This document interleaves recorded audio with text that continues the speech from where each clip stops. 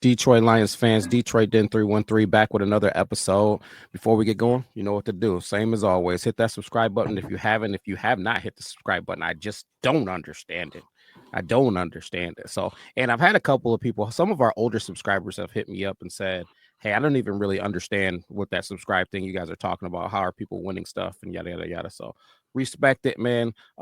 There's a lot of times that I find out personally that technology is not my thing and I got to have my kids come in and figure something out for me. So definitely not a knock on you, but subscribing is just as simple as the little red rectangle that says subscribe, clicking that, and that makes you a subscriber to our channel. So if you have not clicked that red button, then you are not subscribed to our channel. If you want to make sure you don't have to go search for our stuff and it automatically comes to you, hit the bell icon and it'll notify you when we post new content. But now that that's out of the way, Steve, what's going on today? What are we talking? Trench warfare, William. This is the one I've been waiting for a few days now. Trench warfare. I'm ready to beefing up these trenches. We're going to be talking defensive line, and I'm going to sprinkle in, I'll even say pass rushers if we get to the certain topic. I know some of those pass rushers fall into a linebacker category, but mainly I'm focusing on defensive line today, William. How do you feel about this Detroit Lions defensive front going into 2025? Is it something that needs to be addressed? How much does it need to be addressed? Are you worried? Do you think it's perfectly fine? How are you feeling? I feel good about it, man. We got Aiden Hutchinson. Aleem McNeil is a pretty doggone good pass rusher from the defensive tackle spot. DJ Reader is going to hold water on the D line. And then I like our reserves. We got a lot of reserves that are either under contracts or if they're not under contract, they're pretty much cheap deals if we want to bring them back. The biggest monkey wrenching thing to me is Levi Onwuzurike. I know Levi Onwuzurike is somebody that you're not high on, but I am very high on Levi Onwuzurike. I think that he is very underrated and versatile. He can play the strong end or he can come in and play defensive tackle. So when I look at it like that, do we have enough to be serviceable when Aiden Hutchinson comes back? I think so, but I'm looking for more. I'm looking for more out of that group. So I'll say I'm not in a panic, but it's definitely something that needs to be addressed. I think it's the number one need going into the offseason or the draft, whatever Brad Holmes decides to choose, how he's going to address this. We couldn't get after the quarterback, William. That's a problem. We didn't have Aiden Hutchinson. We didn't have Aiden Hutchinson. Aleem McNeil got hurt. I understand that. I just expected a little bit more from Zadarius Smith. I didn't think he was going to come here and get double-digit sacks. That wasn't my expectation. I just expected a little bit more. So let me ask you this. With Aiden Hutchinson coming back, and real quick, Levi Onwuzurike, I like Levi. I just don't think he's starter. I'd love him as a second rotation guy coming in, defensive tackle, defensive end. I think that's just more I would prefer him to be. So if I'm looking at the defensive line as it sits today, Zadarius Smith is probably going to be the opposite end of Aiden Hutchinson. So do you think that with a less responsibility, kind of like he was with Cleveland when they had Myles Garrett and Zadarius Robinson, do you think that Aiden Hutchinson will help Zadarius Smith kind of be a quiet assassin over there on the opposite side of him? I think Aiden Hutchinson helps anybody be better because Aiden's going to be getting double teamed. So, yeah, I guess the answer is yes, because Aiden is a problem. He's a force to be reckoned with. But I guess I'm a little higher on Levi Onwuzurike, man. If I'm being honest, man, I'd rather have Levi Onwuzurike out there on that edge than older Zadarius Smith when Aiden comes back, man. I really like Levi. I just look at his stats. 1 sack on the season. He played in 16 games.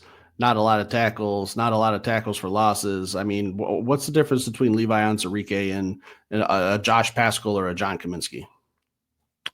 If you look at them snap for snap, Levi Onwuzurike wins one-on-one battles. Levi Onwuzurike can bounce inside and outside and win those one-on-one matchups. And I think that Levi Onwuzurike is going to produce more with Aiden Hutchinson out there. We're talking about a Levi Onwuzurike that was playing without Aiden Hutchinson, and he was still doing some things. He was getting some pressures. He was causing some disruption. So I don't know, man. I just like Levi. Do I think that he is a superstar in this league? No, but I think he's definitely of starting caliber in this league. It's just a matter of if he's going to stay healthy or not. But there are some guys that I like as well to come in and bolster this team. I want to bolster it. I want to make it something. You used a term that I liked the other day. You said waves of pass rushers. I'm looking for waves of guys that can get after the passer. So, but I do think that we have a starting core if everybody's healthy. If you told me that I had to go out there in March, Levi Onwuzurike, DJ Reader, Aleem McNeil and Aiden Hutchinson, I'd be absolutely okay with it, man. I think if that was the group that was getting after the quarterback and Zadarius Smith was coming in mixed into that, I think that we would have been in a better situation. And obviously having Aiden Hutchinson out there just it makes everything better than it was. Yeah, I think What about your guy Josh Sweat? I know we said that he's one of our top priorities. Would you take Josh Sweat over Levi Onwuzurike? I think it's situational. If they're running the football, I want Levi Onwuzurike. If they're getting after the passer, I want Josh Sweat. Josh Sweat is the only person that I personally want in free agency this year. I think that the money and the ability kind of match up for the Detroit Lions. I think that you could potentially on those situations where you're still using off 4 D linemen and you got Josh Sweat out there. That's something that he could also offer. He does have a little bit of versatility and he can drop back a little bit if need be. So I just think that he's a person that would fit the Detroit Lions. But that said, um, I don't know, man. I just like Levi, man. So yeah, I don't think it has to be one or the other. I just think it's situational. If we're on the goal line, it's Levi Onwuzurike 10 times out of 10. If we're at midfield, 3rd and 15, put Josh Sweat out there, let him go run down the quarterback. Yeah, I mean, when I think of waves of pass rushers, I think that the only player on 3rd down and 7 that I need on the field is Aiden Hutchinson. I want 5, 6, 7 guys who can come in here and get after the passer, because when I looked at the end of the year and Aiden Hutchinson was still leading the team in sacks, I thought that that was absolutely telling of how our defensive line struggled. And I know Aleem McNeil was getting some solid sacks and some pressures at the end of the season, and then unfortunately he got hurt. But to lead the team in sacks when you only played 6 games and he missed 2/3 of the season to still be leading the team just tells me that this is the NFL is just kind of more of a mobile quarterback league. So we had a lot of people that we were going against mostly that we couldn't get after. We didn't provide any pressure against Jane Daniels. Josh Allen never got touched. The only guy we really got after pretty consistently was Sam Darnold, who's one of those pocket passers. So when I look at how we get after the quarterback, we didn't get it done at all last year. It's mind blowing to me that Aiden Hutchinson led this team in sacks and missed 2/3 of the season. We got to find, just like I'm saying, just waves of people that can come in. So if one guy comes down, all right, you're not going to replace Aiden Hutchinson's production, but we have 4 or 5 guys that can get after a quarterback instead of kind of just putting a lot of that pressure last season on Aleem McNeil when Hutch went down, because I don't think Zadarius Smith did a fantastic job. He didn't really blow my mind at any games or really dominate or take over. It was kind of just, hey, Aleem, you're the guy now to get after the passer. So I want 3, 4, 5 potentially guys that we can throw in on this defensive line and just cycle in and just have some consistent pressure, some consistent production. So let me ask you this, William, while I'm trying not to die here. I know you don't spend like a ton of time on Twitter, but did you happen to see a picture that was floating around last night? I've seen a lot of pictures. So if you're talking about a picture of Myles Garrett, then potentially, yeah. You see this one? I do. William, I know a sales pitch when I see one. Okay. Hutch is trying to, what do you, if you had to guess, what did you think Hutch is trying to tell Myles Garrett right here? I have no idea, man. Probably just what the Detroit Lions are about, and it would be crazy to have them two together, which I respect it, man. I just don't think we need it. I mean, and I know that's not a popular take, but I just don't think that we need it. I have probably 20 guys. Well, it's not probably. Actually, I have 33 dudes in the draft that I like. In what round that I like them in, that are all guys that can get after the passer at some level, right? So I got round 1 guys that obviously are probably a little bit more versatile. I got round 2 guys that probably just get after the passer. I got some round 3 guys that are linebacker, big guys that are explosive, or I got pass rushers that are too small but still produce. So I mean, it's there's guys in this draft that can help us. And then when I look at, I don't believe in recreating the wheel, man. So when I look at what the Philadelphia Eagles were doing, what did they do to Jaden Daniels? How did they get after him? What guys did they have on the edges? How did they collapse the pocket and still have the ability to be able to run them down? I think we're lacking speed. And even I mentioned it before, and it's not to throw shade at Aiden, man. I love Aiden. I think that he is one of the best defensive players, if not the best in football right now, man. But when he was trying to tackle Jalen Hurts, he was having a hard time. When Jalen Hurts spins out or jukes Aiden Hutchinson, we got to have team speed to be able to be on those guys, man, and making those guys look at waves of guys. It can't just be Aiden getting back there like lightning in a bottle, but it's only him. So we have to up the team speed on this team. So when I look at that, man, I think of this. When I'm looking at those Eagles, they have guys like Nolan Smith, man. And then they got other guys like Brandon Graham. So I'm thinking about that and I'm thinking this. Okay. And I know Brandon Graham's hurt right now, but might be coming back for the Super Bowl. We'll see. But they're two different type of bodies, but they both can do similar things. We need to have the Nolan Smith to our Aleem McNeil. You know what I'm saying? So when I'm talking about bringing in guys to help assist, that's what we need to be able to do. We need guys that can beat you up front with brute strength to just get by you with pass rush moves, being physical. They might just bull rush you. We need guys with speed. We need guys who, if somebody gets out leveraged, that they can run you down.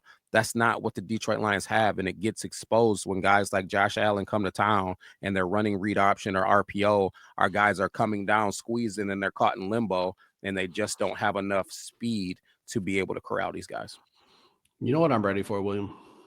What? I'm ready for Monday, because Monday we're going to start talking some of these players, and I know we've been very cryptic this last week or two. I'm with you. I have a list of guys, and it just keeps growing by the day. I'll see a name pop up or something that I like, I'll add it to my list. And Monday, we're going to start diving more into some of these college prospects and some of this draft talk. But the Myles Garrett thing's interesting, and I thought we put it to bed. We did our piece on it. And then this picture pops up. And then also, did you hear about what Amon-Ra St. Brown was saying about him on his podcast with his brother? Yeah. Basically saying, you get a Myles Garrett, you don't need corners. And I'm in the same boat. I think we both say this. If you have an elite pass rush, it doesn't matter who you have back there. You could have Joe Schmo, or you could have Charles Woodson and some of the greatest of all times. It's not going to matter. If you're getting after the quarterback and they're not able to throw the ball, it doesn't matter who you get back there. So this Myles Garrett stuff's interesting, and I didn't really think that 4 days later we'd still be even talking about it. But when I see St. Brown getting excited, when I look at that picture and I see Hutch looking like he's trying to sell him something, and then Myles Garrett's out there at the Super Bowl, he's doing some interviews with people, and someone asked him if he's thought about how it would be playing with the Detroit Lions, and he says something cryptic like not yet, because he said not yet to that, and then to the Tennessee Titans he kind of shot the same question down. Like, I don't know, it's interesting. I think there's a little traction there. Don't know what's going to happen, and I think you were spot on. This could be something about Myles Garrett that he just drags on. It could go into next season where he's in a position that's sitting out, losing money, but I'm curious to see what's going to happen, and I'm trying to keep tabs on it, but I don't want to keep talking about it every single day. But I thought that the two comments from St. Brown and then seeing this picture with him and Hutch was just kind of interesting, and I just kind of wonder what's going on there, William. I think everybody is seeing what they want to see, right? Like it's you're seeing something and you're hoping that it is the thing that we hope. And again, I'm saying all of this stuff about Myles Garrett. I'm gonna be honest. I'll say it again. If I get a text, a Facebook message, a tweet, whatever, if I get notified that Myles Garrett's on the Lions, I'm gonna go crazy. I'm gonna be pumped. It's gonna be crazy, right? But there is still the worry of, okay, now this thing comes down to two dudes, right?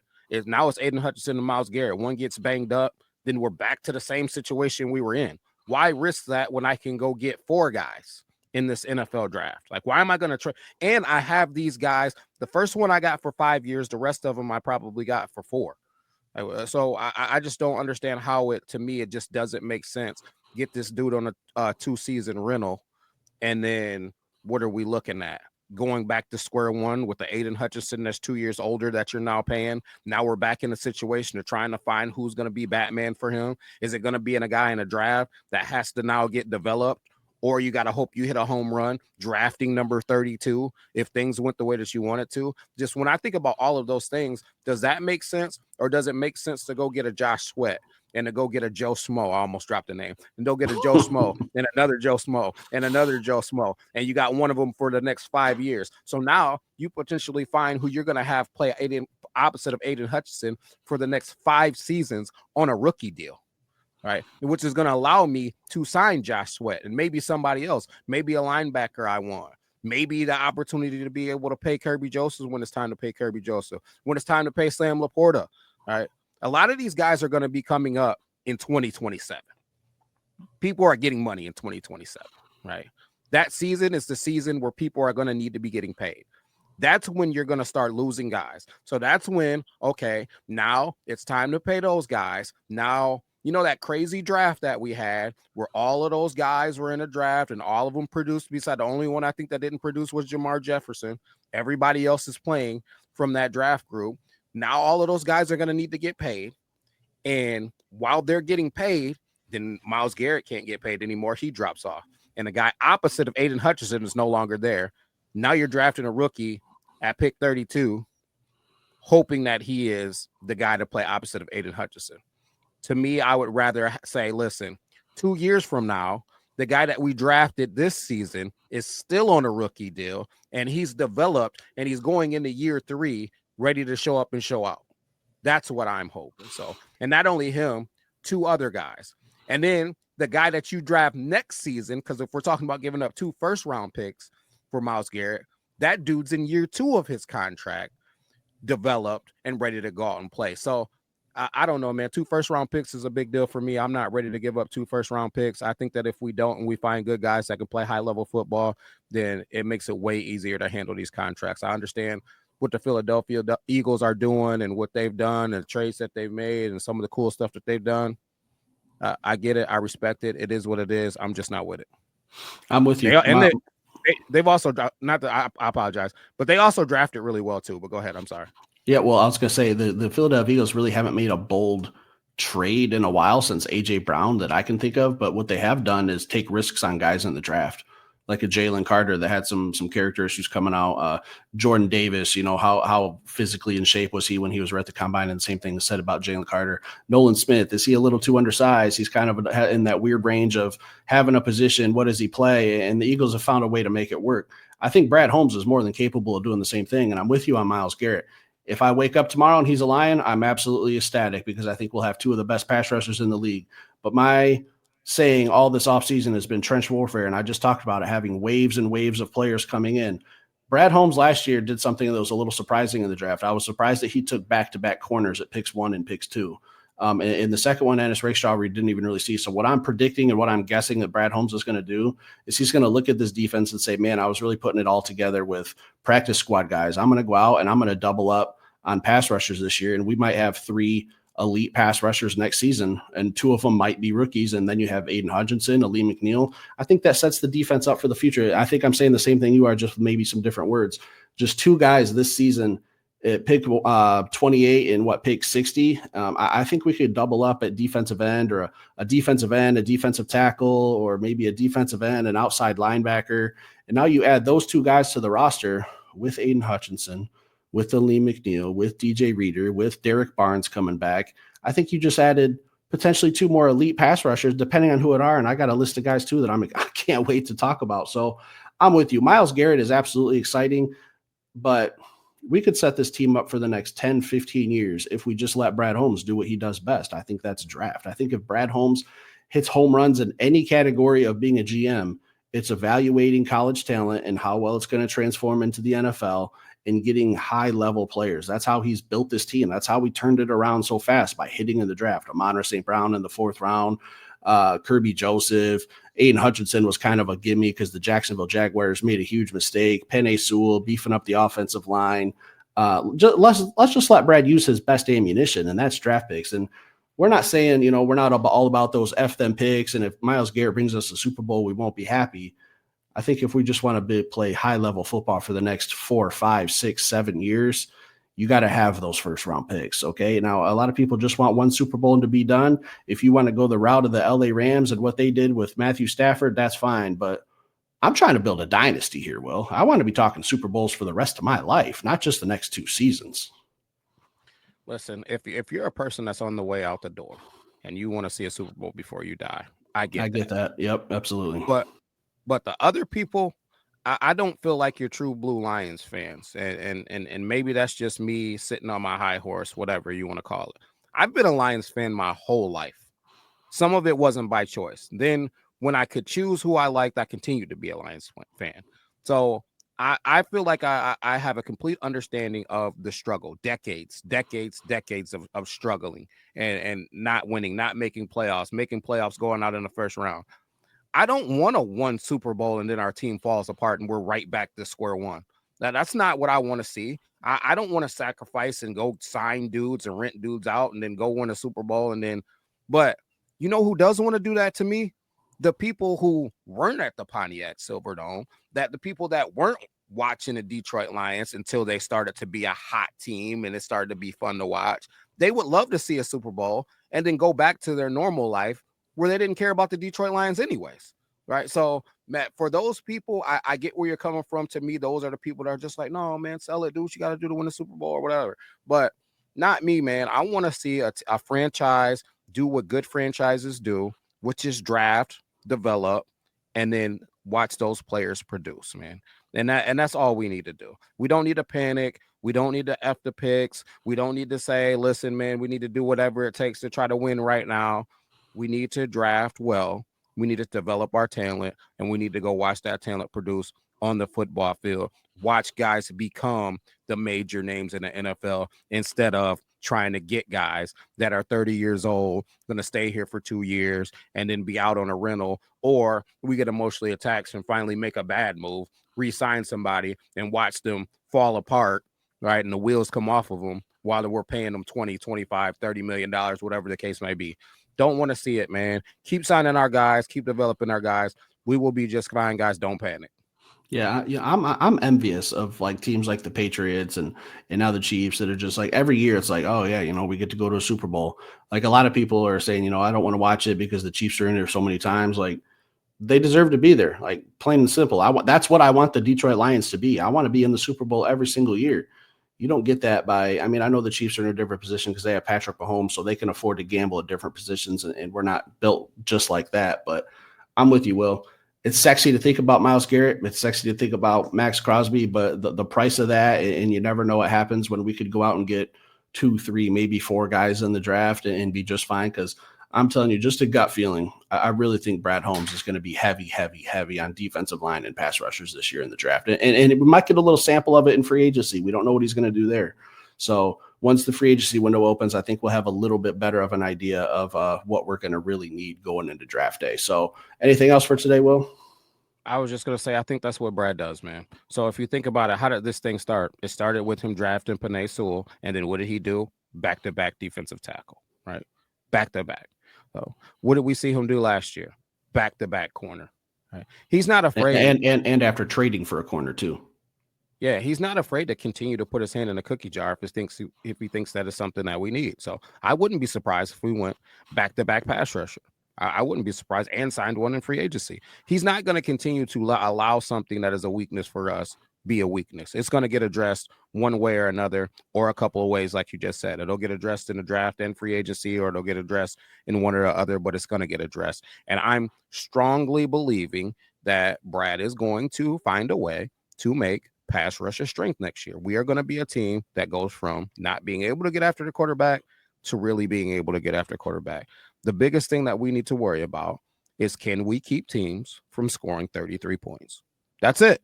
If we can keep teams from scoring 30, we're going to start winning Super Bowls, because this offense is the exact same. Right? We got the exact same offense coming back if we sign Kevin Zeitler. If we don't, we're going to play Christian Mahogany. So it's pretty much going to be the same dog on offense. And I'm not as high on Christian Mahogany yet. Yeah, I'm not going to be as high on Christian Mahogany yet, because I've only seen a little bit, but he's shown a lot of potential. So am I worried if he goes in there? I'm not, but I'd rather have Kevin Zeitler. So this offense is going to be pretty doggone close to the same offense. I'm expecting them to do the same thing or be better when they come back, because if we do sign guys back like Zeitler and Timothy Patrick, those are guys that have another year of experience in this offense, man, because the offense, if not the exact same, is going to be very similar. So that said, we can stop teams from scoring, then we are going to win Super Bowls, bottom line. So, Brad, I'm expecting you to make a crazy defense for the 2025-26 season. I'm excited, especially as a defensive guy. Guys, start making your defensive Motor City wall, whatever we're going to go with, start getting it ready. The blue wave. That's what we're going to call it, William. The Honolulu blue wave. Just a wave of pass rushers coming in. Anything else today? Nope. You know what I'm about to go do right now, William, after we finish recording?